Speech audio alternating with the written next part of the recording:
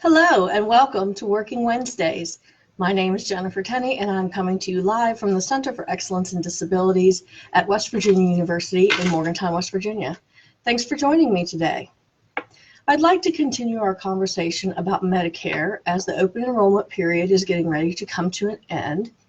If you remember last month, I talked a little bit about Medicare and the different parts and what they do and how much they cost and how it relates to your Social Security disability insurance. If you missed that and you want to check it out real quick before you pick a program for your next year during the open enrollment period, please feel free to jump over to our website and grab that last month's Working Wednesday so that you can see it and understand what I'm talking about. So this week, I'd like to talk a little bit about Medicare and how it follows as a work incentive. So Medicare is associated with Social Security Disability Insurance, or SSDI, and you get Medicare once you are eligible for Social Security Disability cash payments for 24 months. So you must wait 24 months or 2 years before you get Medicare coverage on Social Security Disability Insurance.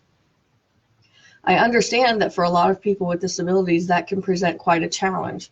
However, once you get the benefits, you get to keep them for quite a long time before you're ever in any kind of worry about losing that medical benefit. That is called the extended period of Medicare coverage. And the way that it works is once you start working, remember that you have a 9-month trial work period, and your Medicare continues during that trial work period, regardless of how much money that you make. Once you enter your extended period of eligibility, that's when the extended Medicare coverage benefit starts. You are guaranteed an absolute minimum of 7 years and 9 months, or 93 months, of Medicare coverage, even if you work enough that you are no longer getting a cash benefit.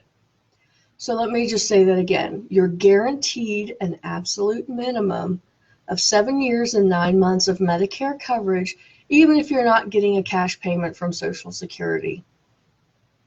If you add your 9-month trial work period to that, when you go to work for the first time after being on Social Security disability benefits for at least 2 years, you have a bare minimum of 8 years and 6 months of Medicare coverage, even if you're not getting a disability check, or if during your trial work period you're working and making enough money that you would be off benefits if you were not in your trial work period.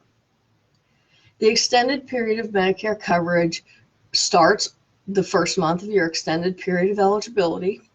Remember that that extended period of eligibility runs for 3 years, and after that you can potentially be terminated from cash benefits. However, because of that extended period of Medicare coverage, your Medicare benefits will continue. The only change that you will really see is that you will now have to pay your Medicare Part B and Part D monthly premiums straight to Medicare.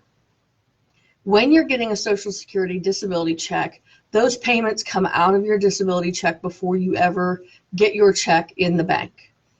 So you may not realize that you are already paying for those benefits because you don't see them before they come out of your check. They come out of your check before you see your benefit check. So you are currently paying for those benefits. So it's not something that would change. It's just that you now have to pay those benefits if you're not getting a Social Security disability check.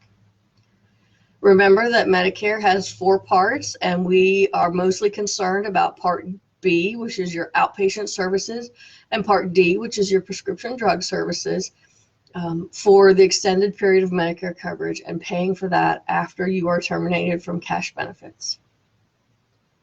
Remember that the open enrollment period for Medicare comes to an end on December 15th. So if you haven't made a decision regarding which program you'd like to be enrolled in for the coming year, please jump over to www.medicare.gov, and you can use their plan finder to find a plan that suitably fits your needs.